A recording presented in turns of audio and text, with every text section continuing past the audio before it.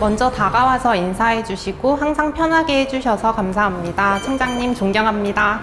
젊은 직원들과 적극적으로 소통하시는 모습이 정말 보기 좋습니다. 요새 많이 바쁘실 텐데 건강 잘 챙기시면서 업무 보셨으면 좋겠습니다. 저희 청장님은 유쾌하고 따스하신 분입니다. 그래서 아무리 일이 힘들고 지쳐도 청장님 얼굴만 봐도 힘이 절로 납니다.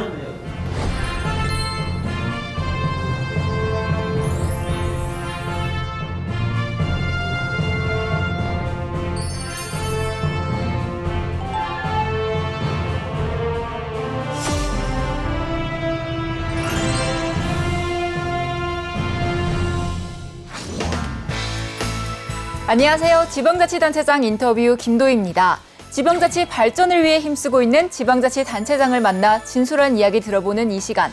오늘은 박병규 광주 광산구청장 모시고 이야기 나눠보겠습니다. 청장님 안녕하세요. 네, 안녕하세요. 광산구청장 박병규입니다. 네, 반갑습니다. 네.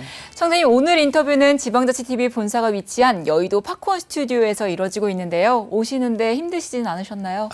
저희가 그 광산구청이 KTX 역이 있는 곳이어서 네. 금방 KTX 안에 왔고요.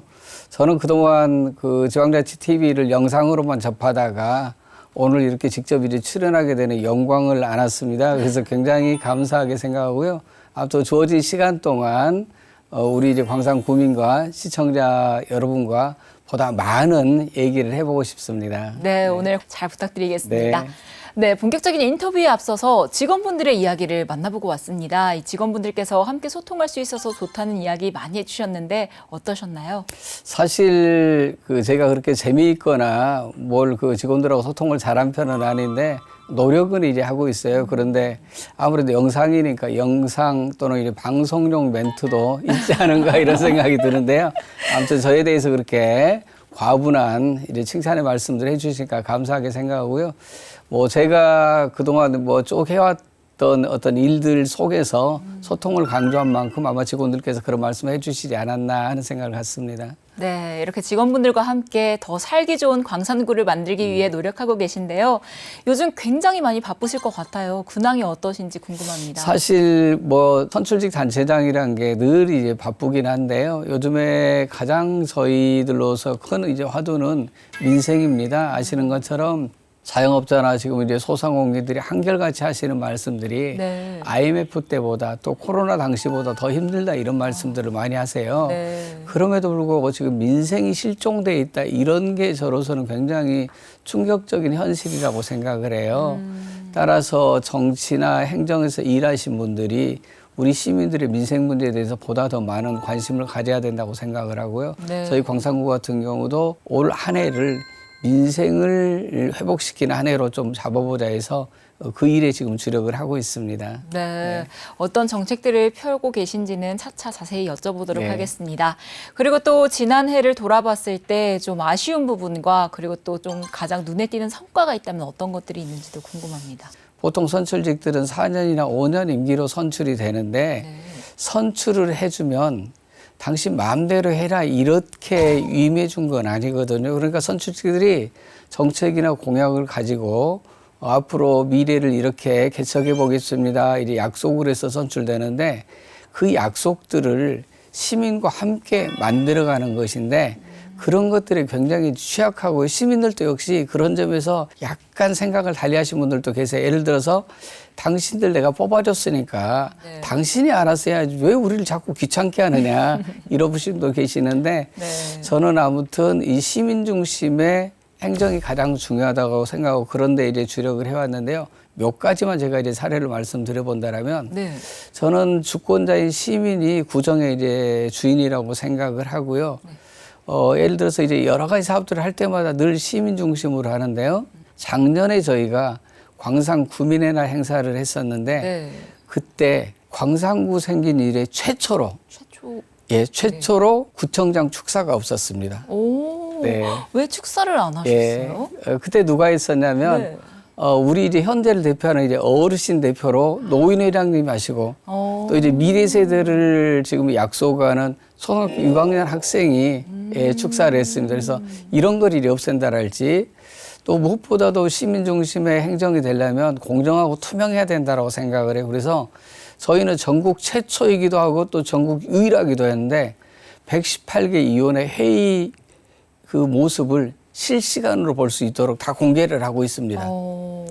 아마 이런 건 다른 지자체에서 쉽게 따라하기가 어려울 거예요. 여러 가지 이유들이 있거든요. 그래서 쉽게 공개를 못하는데 저희 같은 경우는 이제 그런 것들을 이제 다 하고 있고요. 또 이제 저희 이제 광주 전남 같은 경우는 정치적인 지도자 그러면 누구를 혹시 생각하신 분 계시나요?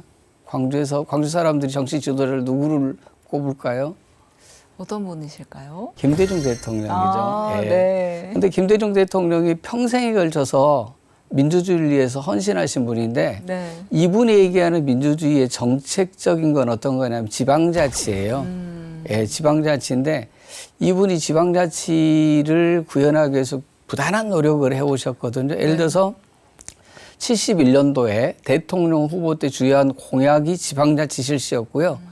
또 그 뒤로도 계속 이분이 지방자치 실시를 주장을 하시다가 1990년도에는 지방자치를 실시하라는 요구를 내걸고 13일이나 단식까지 하십니다.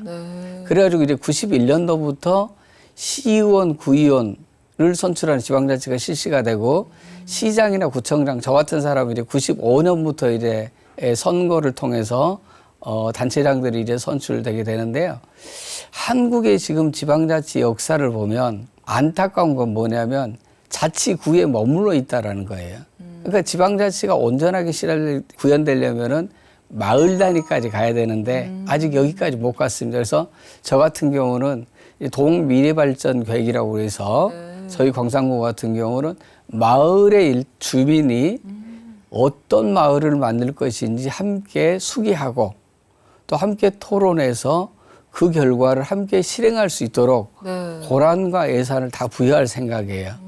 이건 어떤 의미냐면 아까 제가 계속해서 말씀드린 것처럼 주권자인 시민이 주인입니다라고 말씀드렸는데 이것은 노무현 대통령이 말씀하셨던 유명한 얘기가 있어요. 유명한 말씀 중에 하나가 뭐냐면 깨어있는 시민들의 조직된 힘이 중요하다라고 했거든요.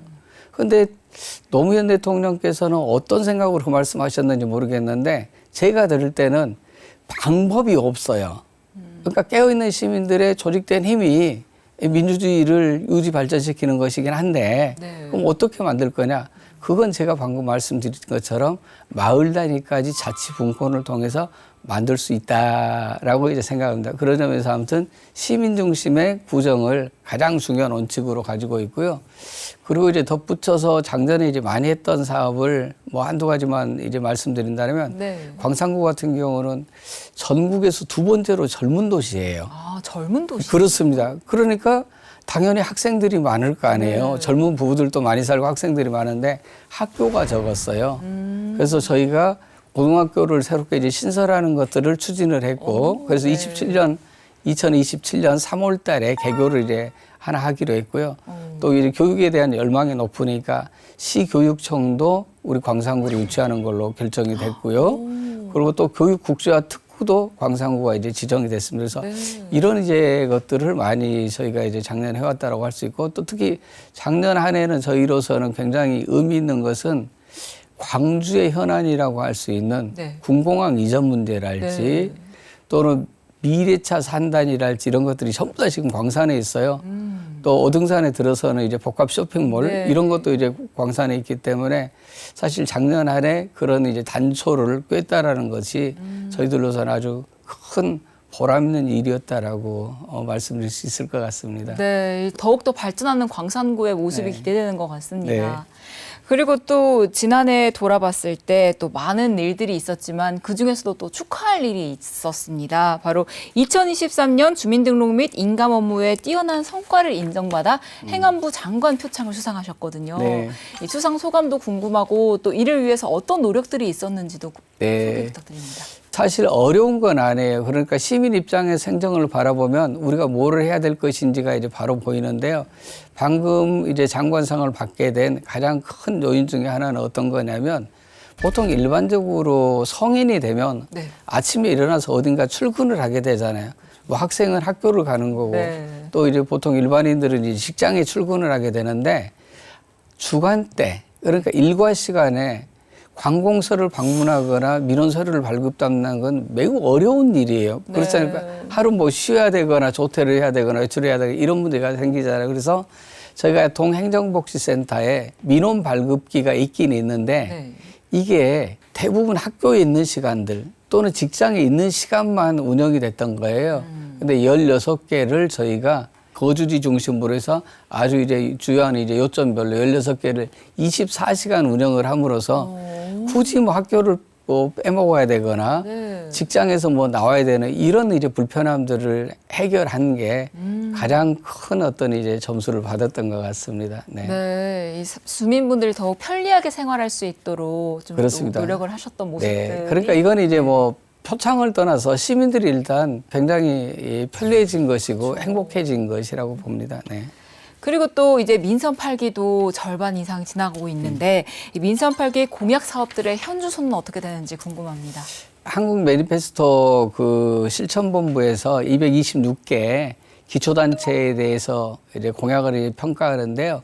보통 단계가 5개로 나눕니다. SA, A, B, C, D로 하는데 SA가 이제 최고 등급이거든요. 저희 광산구가 작년에 최고 등급인 SA를 받았습니다. 축하드립니다. 네. 네. 그래서 2022년 7월 1일부터 저희가 일을 해서 작년 말까지가 1년 6개월이었는데 1년 6개월 동안에 저희가 60%를 이제 상회하는 이런 이제 공약 이제 실행을 이제 저희가 했었고요. 네. 작년 한 해로만 본다면 저희가 한 94% 정도 와. 예, 공약을 이제 실천했기 때문에 네. 이런 점에서 이제 높은 점수를 이제 받을 수 있었고 공약 이행 이제 평가단을 놓아서 공약이 제대로 이제 잘 이행될 수 있는지 이런 것들도 저희가 이제 하고요. 또 이제 배심원들을 둬서 네. 이 이제 평가를 또 다시 이제 함으로써 공약들이 잘 지켜질 수 있도록 하는 이런 이제 2중 3중의 장치들을 예, 저희가 가동하고 있습니다. 네, 이 어떤 공약들이 잘 이행되고 있는지도 차차 여쭤보도록 그렇습니다. 하겠습니다. 또 민선 8기가 3년차에 접어드는 만큼 이 광산구에서도 다양한 역점 사업을 추진하고 계신데 좀 올해는 어떤 사업을 좀 중점적으로 추진하고 계신지 궁금합니다. 아무래도 가장 중요한 건 민생이기 때문에 가장 이 민생과 관련해서 가장 취약한 곳이 아무래도 사회 경제적인 이제 약자들 아니겠습니까? 네. 대체적으로 본다라면 아주 열악한 곳에 일하는 노동자들이나 또 자영업자 소상공인들이 굉장히 이제 힘들어하고 있어서 네. 이 부분에 대한 이제 특단의 이제 경제 대책을 저희가 세우기 위해서 각 이제 뭐 실별로 네. 부서별로 이런 이제 많은 준비들을 하고 있고요. 또 저희 행정에서는 어차피 써야 될, 집행해야 될 이런 예산을 조기 집행함으로써 지역경제 활성화에도 도움이 되고 또 일자리도 만들 수 있는 이런 방안들도 저희가 강구하고 있고요. 또 저희 공직자들도 뭐 이제 노력을 하지만 혹여 또 이제 빠뜨리거나 저희가 미처 생각하지 못한 게 있을 수 있으니까 시민들의 또 아이디어들을 네. 적극적으로 수렴하는 이런 이제 과정들을 거쳐서 또 그 정책을 이제 반영하기도 하고 그렇습니다. 네, 올해는 꼭 민생 경제 활기가 좀 불었으면 좋겠습니다. 네, 그렇습니다. 네, 그리고 또 지난해 좋은 성과를 많이 올리셨는데 올해 신년사에서 청장님께서 이런 말씀을 하셨습니다. 이 광산에서 펼쳐질 10년이 지난 50년보다 더 큰 변화와 발전의 기회가 될 것이라고 말씀해 주셨는데 어떤 의미인지 궁금합니다. 네, 광산구에 지금 미래 먹거리라고 할 수 있는 미래차 산업단지가 들어서는데 이곳은 우리 광산구 인구의 60%에 달하는 25만 개의 일자리가 이제 만들어지고요. 또 10조 원의 경제 유발 효과가 지금 이제 예상되고 있는 것이에요. 네. 그런 점에서 그동안 50년 동안 우리가 점진적으로 광산구가 많은 발전을 꾀한 것도 맞지만 네. 앞으로 10년이 지난 50년보다 더 많은 변화 발전을 이룰 것이다라고 저는 생각을 해요. 사실은 상점 벽해라고 이제 할 수 있을 정도로 정말 깜짝 놀랄 만한 이런 이제 변화들이 있을 거라고 보고요.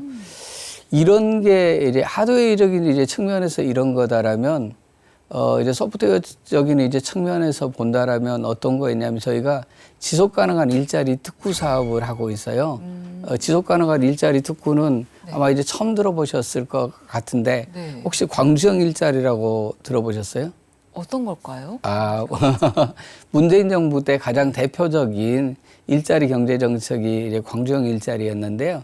제가 광산구청장을 하기 전에 광주광역시에서 경제부시장을 했었어요. 예, 그때 이제 추진했던 정책인데 네. 보통 일반적으로 일자리라는 것은 네. 모든 사람에게 필요한 것인데 이 일자리를 누가 만드냐면 그동안은 기업이나 정부가 만든다라고 생각을 했는데 네. 기업이나 정부가 만들 수 있는 일자리가 지금 한계에 도달한 거예요.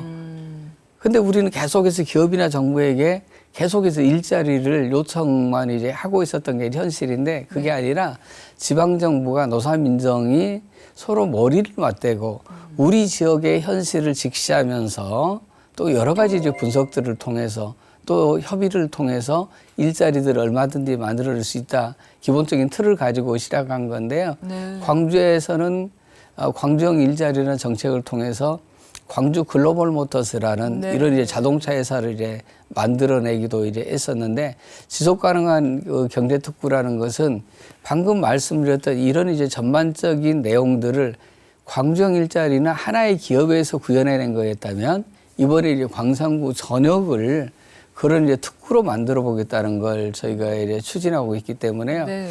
아마 몇 년 뒤에는 대한민국이 지속 가능한 일자리 특구가 하나의 모범이 돼서 그런 방향으로 가지 않을까 하는 생각을 갖습니다. 네.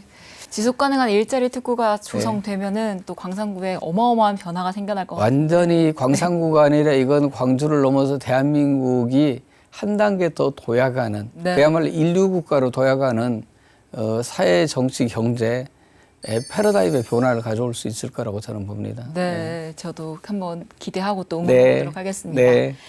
네, 그리고 청장님께서 해주신 신년사 중에 눈길을 끄는 게 있습니다. 바로 청장님께서 어느 자리에서나 입이 닳도록 이 사회적 대화를 강조해 오셨는데 이 사회적 대화란 무엇이고 또 어떤 의미를 담고 있는지 궁금합니다. 대한민국은 해방되고 나서 지금 70년, 80년 동안 엄청난 눈부신 경제 성장을 이뤘어요. 네. 예전보다 다 잘 산다는 거 모르는 사람이 없어요.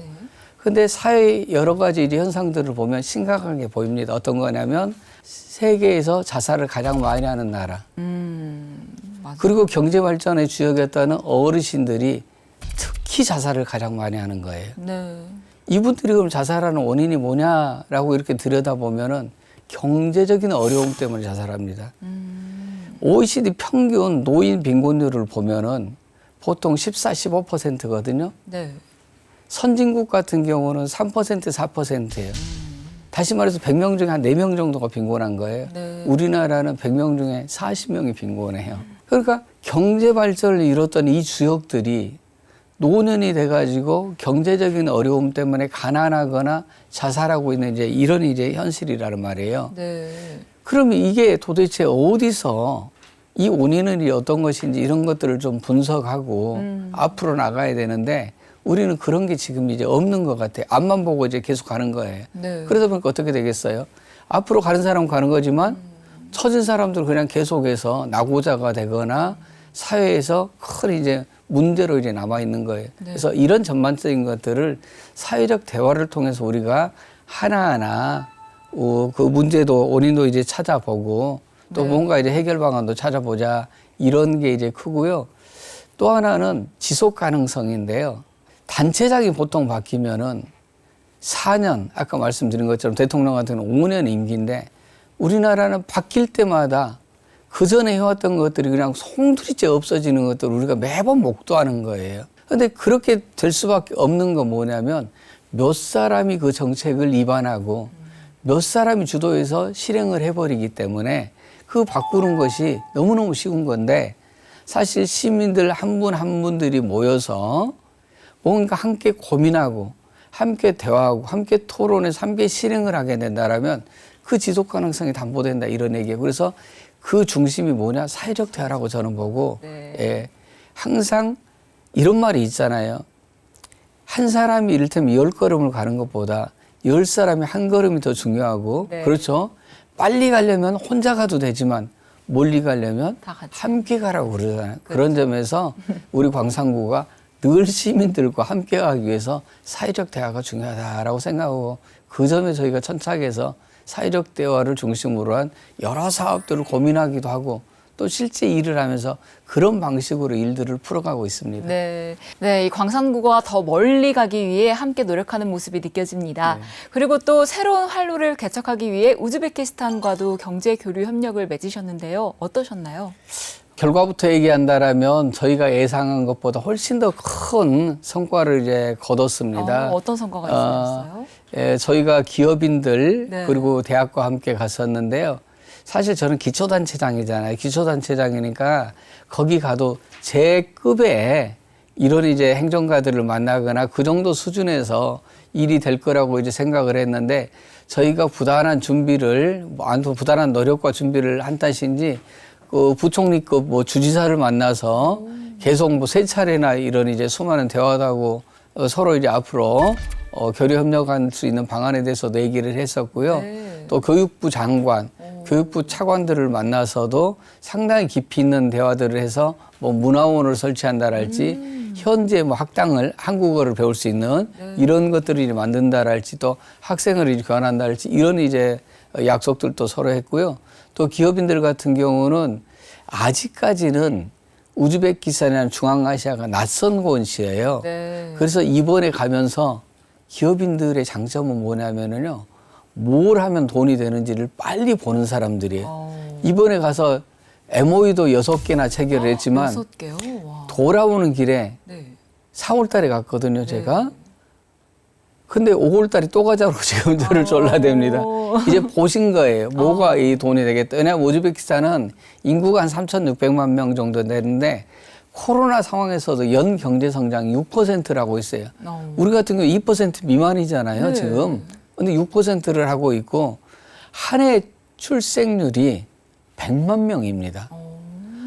저희 같은 경우는 우리 대한민국 같은 경우 지금 5천만이 넘었지만은 출생 24만 분이 안 되는데 거기는 3,600만 명에 100만 명씩 나오고 있으니까 계속해서 그 넓은 땅에 계속해서 뭔가 새로운 것들이 지어지거나 만들어지거나 시도되고 있어서 그야말로 기회의 땅을 갔다 왔다라고 이렇게 이제 보시는 것 같아요. 그래서 저도 이번에 그 중앙아시아가 첫 번째 방문이었었는데 네. 저도 가서 많은 것들을 보고 배웠고 또 광산구가 그동안 해왔던 일들 속에서 네.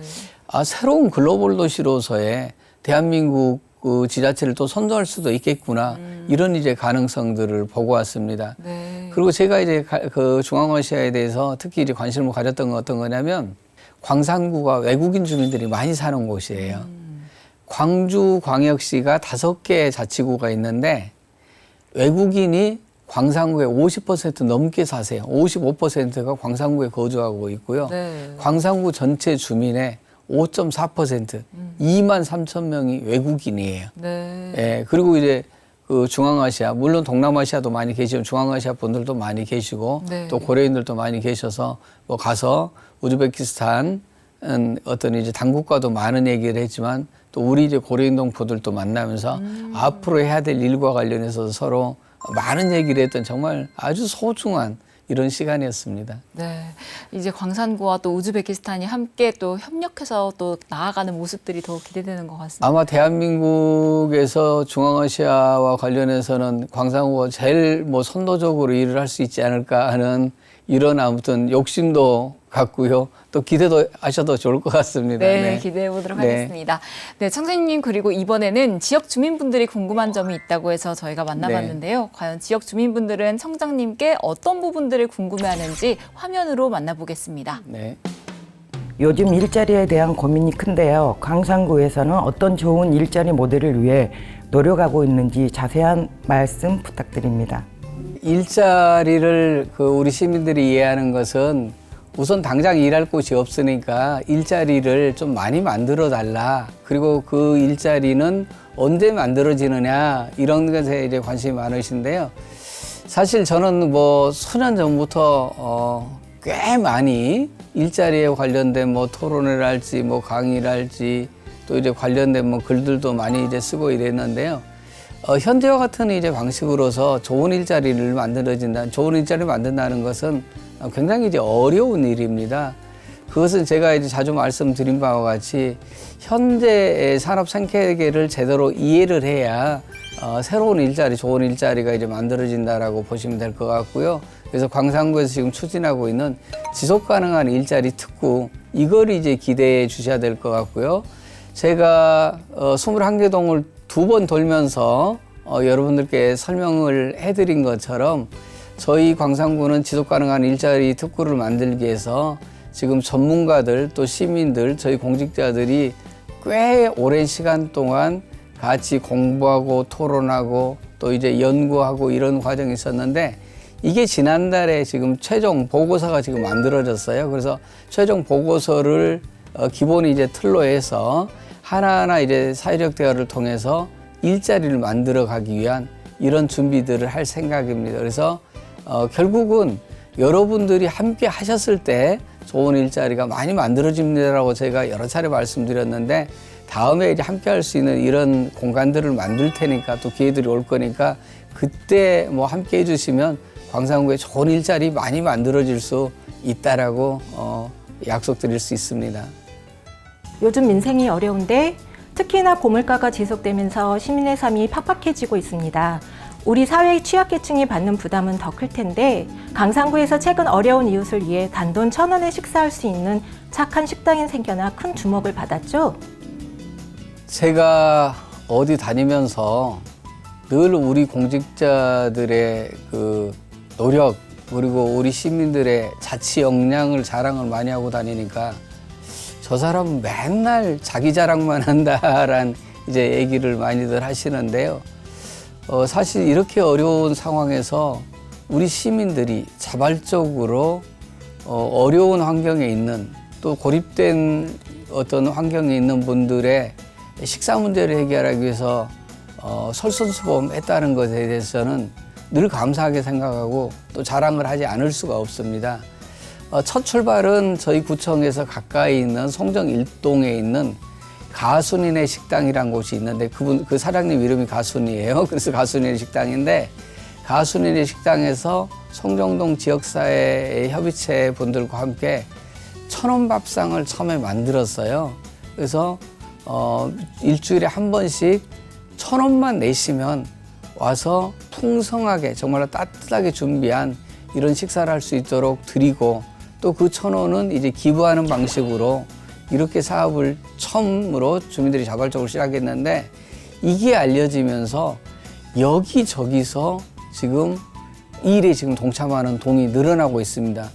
두 번째로 시작됐던 곳이 어디냐면 송정 1동에서 한 근 10km 정도 떨어져 있는 첨단 1동이라는 곳이 있는데 첨단 1동이라는 곳에서는 그 동의 상인들과 그리고 지역사회 보장협회가 함께 힘을 합쳐서 역시 이제 또 1,000원 이제 밥상을 또 만들어서 이렇게 또 어르신들 또 사회적 약자들을 위해서 제공을 하고 있고요. 이런 게 한번 분위기를 타니까 여기저기서 우리도 이제 해보련다. 어떻게 하느냐. 이런 문의들이 많이 있고요. 실제 또 시작이 됐고요. 이것을 주민들이 먼저 시작했지만 저희 행정에서는 그럼 잘한다만 하는 것은 옳지 않은 것 같아서 저희도 뭐 적은 예산이지만 예산을 투입해서 돌봄 밥상을 저희가 시작을 하려고 지금 준비단에 있고요. 며칠 후에 이제 첫 번째 식당을 이제 개소를 할 생각입니다. 그래서 정말로 이렇게 어려울 때일수록 작은 성의일 수 있지만 이런 성의들이 모여서 우리 지역사회를 따뜻하게 또 어려운 환경에 계신 분들을 배고프지 않고 외롭지 않게 해주는 이런 선한 영향력들이 전체적으로 지금 퍼지고 있어서 굉장히 감사한 마음을 가지고 있습니다. 바쁜 업무를 보기 위해서는 무엇보다 체력 관리가 중요한데요. 청자님은 체력 관리를 위해 운동을 따로 하시나요? 청자님의 건강 관리 방법이 궁금합니다. 제가 일 욕심이 좀 많고 일하는 시간이 길다는 것 때문에 많은 분들이 도대체 뭘 먹느냐 또는 어떤 운동을 하느냐 이렇게 묻는 분들이 계시는데요. 사실 저는 뭐 특별한 음식을 먹거나 또는 뭐 특별한 운동을 하진 않습니다. 사실은 저는 운동을 해라라고 남에게 권장을 하지만 저는 거의 운동을 하지 않는 편이에요. 운동을 하면 제가 체력 소모가 많아서 오히려 그 시간에 일을 하는 게 좋겠다라고 생각해서 이제 일을 하는 편인데요. 사실 이렇게 일을 하면서도 제 나름대로 건강을 유지할 수 있는 비결은 저는 즐거움이나 감사함인 것 같아요. 어떤 얘기냐면 작은 것이라도 우리 주민들이 먼저 나서서 뭔가를 실행하고 이런 것들을 볼 때마다 굉장히 감사함을 크게 느끼고요. 그리고 또 저희가 추진하고 있는 이 행정이란 것이 그 변화의 모습들을 하나하나 바로바로 이렇게 목도할 수가 있거든요. 이런 게 굉장히 큰 즐거움인 것 같아요. 그래서 일상적으로 그런 모습들을, 그러니까 일하는 것들이 즐겁고 또 그런 것들을 지켜보거나 함께하는 것들이 감사하게 생각하는 이런 마음들이 제 가장 큰 건강의 비결이 아닌가 하는 생각을 갖습니다. 네, 지역 주민분들이 궁금해하는 점들 만나보고 왔습니다. 다양한 분야의 질문들을 많이 해주셨는데요. 계속해서 질문 이어가 보도록 하겠습니다. 또 최근 5.18 민주화운동 시민군 대변인 윤상원 열사의 발자취를 조명하는 기념관인 천동마을 민주커뮤니티 센터가 개관했는데요. 어떤 의미를 담고 있는지 궁금합니다.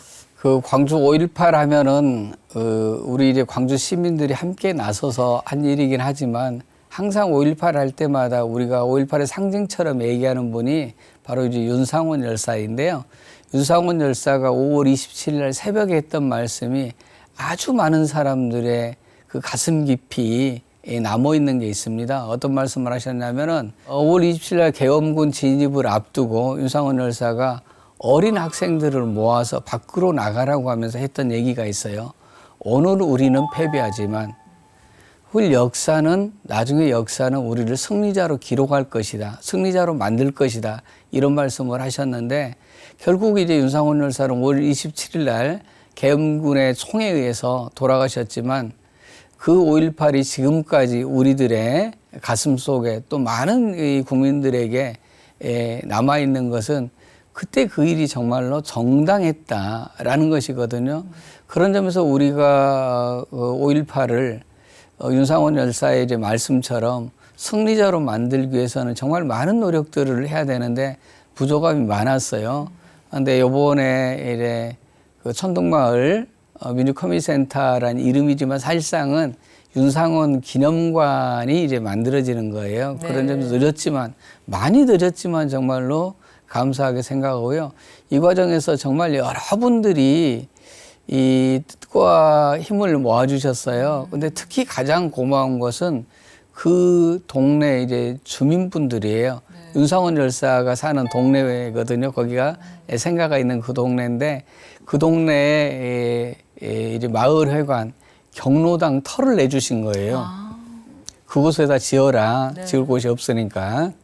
그래서 이분들은 이게 건축될 동안 마을회관과 경로당이 없어져 버렸어요. 그래서 이제 가시지도 못하고 그랬었는데 아무튼 이곳에 이제 그 기념관을 만들었고 거기에 보면은 윤상원 열사가 이제 기록했던 거랄지 또 유품이랄지 네. 또 민주화운동과 관련된 이제 전시를 할 수 있는 이런 이제 공간이 만들어졌는데 2층인데 크진 않아요.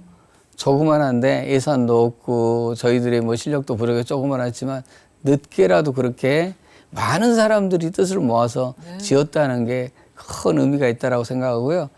우리가 5.18을 민주인권 평화로 얘기를 하는데 지금 이제 시간이 많이 지났으니까 지금 이제 재해석을 한다라면 결국 우리가 함께 서로 힘을 합쳐서 사는 이제 상생의 어떤 시발점으로서 상생의 공간으로 그걸 이제 재부활시켜야 되는 게 아닌가 하는 생각을 갖습니다. 네, 이 광산구의 노력 덕분에 많은 사람들이 이 윤상원 열사를 기억하고 또 추모할 수 네. 있지 않을까 싶습니다. 그리고 또 100세 시대를 향해 가는 요즘 또 중장년을 지원하는 다양한 정책을 추진하고 계신데요. 어떤 정책들이 있는지 소개 부탁드립니다. 사실 지금 1인 세대가 굉장히 많아졌어요. 1인 세대가 지금 40%를 넘어섰거든요. 네. 근데 그 1인 세대의 절반 이상은 50세 이상이에요. 그러니까 청년들도 1인 세대가 많지만 장년들 또 이제 어르신들이 1인 세대가 이제 많다라는 것이거든요. 네. 그래서 이분들의 문제는 어떤 거냐면 아무래도 그 나이가 드시면 경제활동을 할 만한 곳이 별로 없잖아요. 네. 그래서 소득도 없고 어딘가 이제 갈 수 있는 것도 없는 거예요. 이러다 보니까 외로움도 있고 경제적인 이제 어려움도 있고 사회적인 이제 고립도 같이 되는 거거든요. 그래서 이 문제를 이제 해결해 보기 위해서 저희는 1313 정책을 이제 추진하고 있는데 1313 정책이라면 어떤 거냐면 네. 이웃집이 한 명이 네. 세 개의 위기가구를 발굴하고 아. 예, 그리고 한 위기가구당 네. 3명의 이웃 단짝이 친구가 되는 거예요. 보살핌을 하는 거예요. 네. 예, 이런 정책인데 대한민국에서 이것도 이제 처음으로 시도되는 정책이라서 다들 지금 관심이 많고 네. 이제 벤치마킹을 하는데 깜짝 놀랄 만한 게 있어요. 어떤 이 정책을 추진하는데 네. 예산이 1원도 안 된다는 거예요. 어떻게 예산이 안 될 수 그렇죠? 있을까요? 네. 있을 수 없는 일이잖아요. 어떻게 해서 안 되냐면 우리 지역에 관내에 있는 그러니까 광산구에 있는 기업인들이 스스로 먼저 나섰어요. 아, 우리가 지역에서 이 경제활동을 하면서 뭔가 지역사회에 의미 있는 일을 해보자라고 이제 생각을 하신 분들이 200명 넘게 이렇게 네. 힘을 모아가지고 선한기업 100+ 온타게이라는 곳을 만들었는데 이분들이 자발적으로 낸 후원금을 가지고 그 활동들을 합니다. 그 정책을.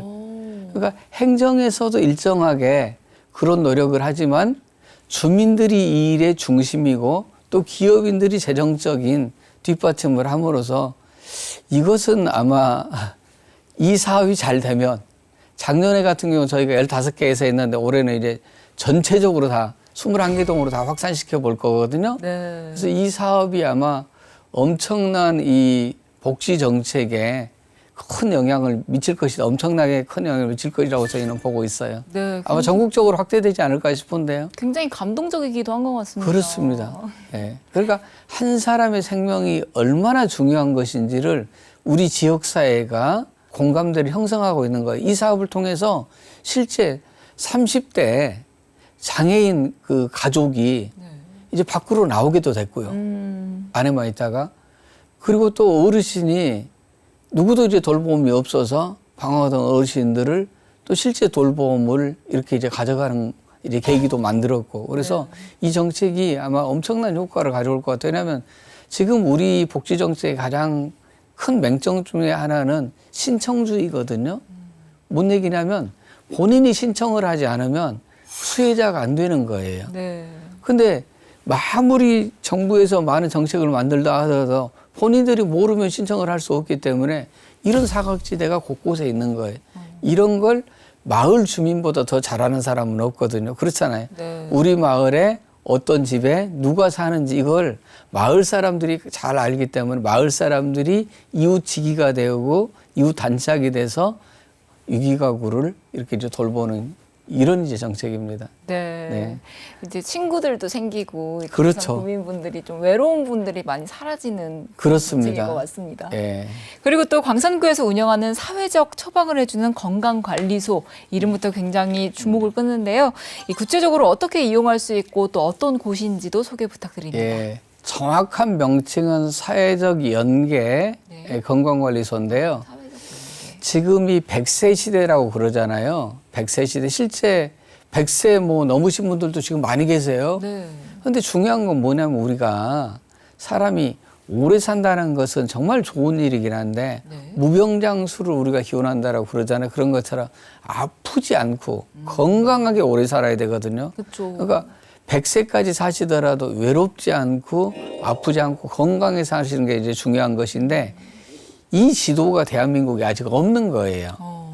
예, 그래서 광산구에서 그 일을 이제 시작해 본 건데요. 네. 단순하게 건강 검진만 해주거나 그 신체적인 건강에 대해서만 저희가 관심을 갖는 게 아니라 최첨단 그 AI 실증 장비를 저희가 이제 갖춰가지고 수면을 얼마나 이분이 하시는지 또 하루에 이제 걸음걸이는 얼마나 하시는 것인지 또 스트레스는 어떤 것이 있는 것인지 또 이제 그 밖에 어떤 이제 심리적인 것도 어떤 건 이런 걸 종합적으로 저희가 다 측정도 해드리고 또 이제 자문도 해드리고 거기에 맞는 이제 처방까지 다 하는 사회적 연계 이제 건강관리소를 저희가 만들었는데 네. 호응이 너무 좋아요. 그리고 저희 광산구가 넓은데 이게 하나뿐이 없다 보니까 네. 또 시민들이 야 이게 더 있으면 좋겠다 그래서 그럴 것 같습니다. 약간 떨어진 곳에다 지금 한 개를 더 지금 하려고 이제 준비 네. 중에 있습니다. 오, 네. 주민분들이 좀 우리 동네도 생겼으면 좋겠다 이런 분들이 많으실 것 같아요. 아주 많습니다. 네. 그리고 또 지난해 호남 최초로 외국인 주민과를 신설해서 이 광산구만의 남다른 외국인 정책을 펼쳐나가고 계신데요. 아까 앞서 말씀해 주셨던 것처럼 이 광산구에 거주하고 있는 외국인 분들이 많으셔서 이 주민과가 신설된 게 아닌가라는 생각이 드는데 어떤가요? 네, 그렇습니다. 사실 우리 사회가 예전과 다르게 엄청난 지금 변화의 속도를 맞이하고 있어요. 네. 지금은 다문화 가정들도 꽤 많았고요. 예전에는 다문화 가정은 정말로 찾기가 어려웠었거든요. 지금 아주 일상적으로 보는 게 이제 지금 다문화 가정이고 네.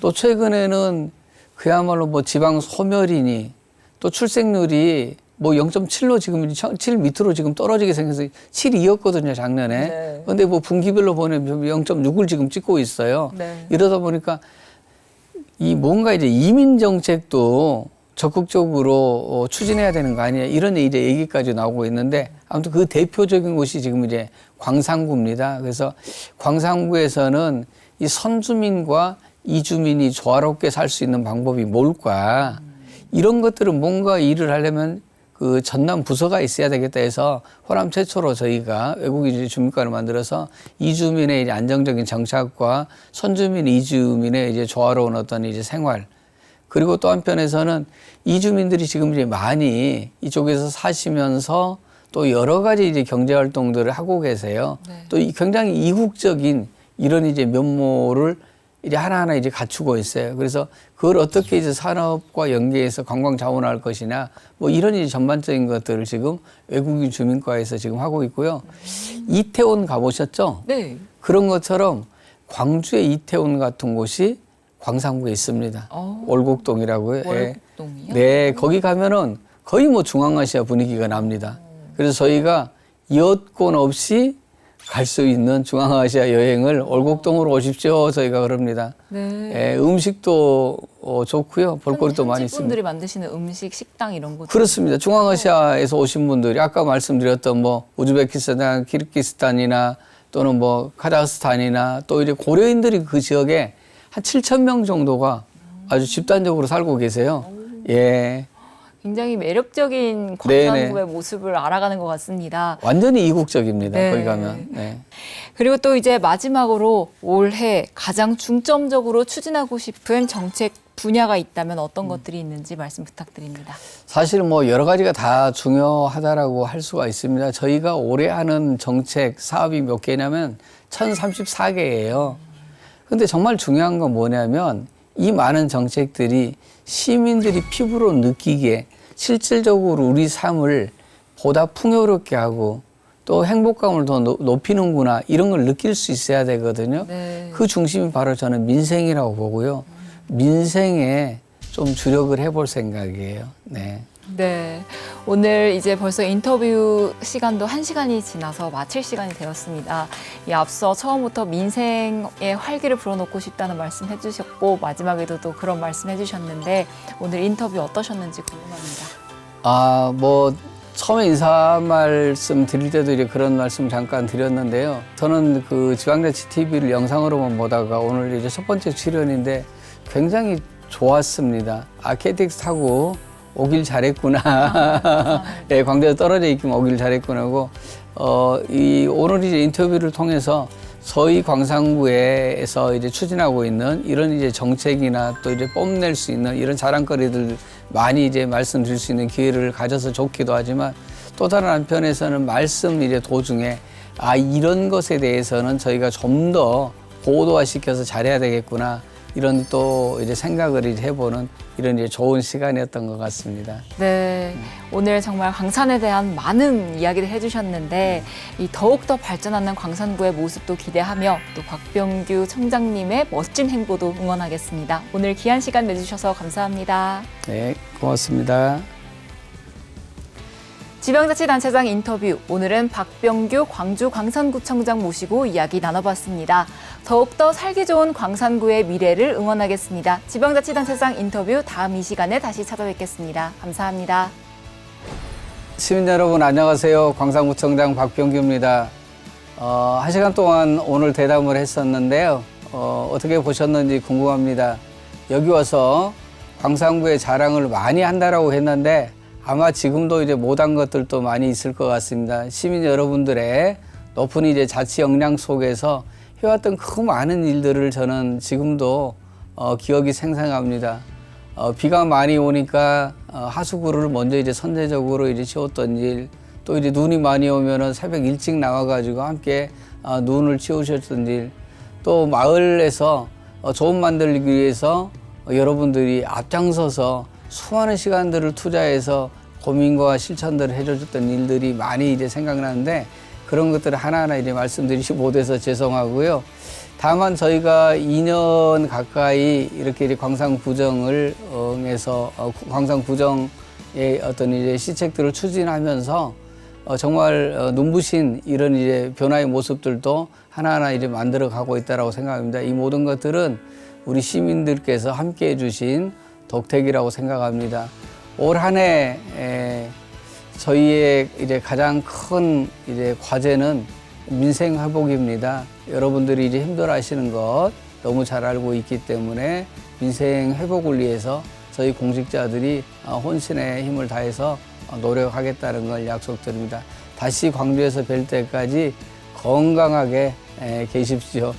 이거 끝나는 대로 바로 내려가서 여러분들께 다시 인사하겠습니다. 감사합니다. 사랑합니다.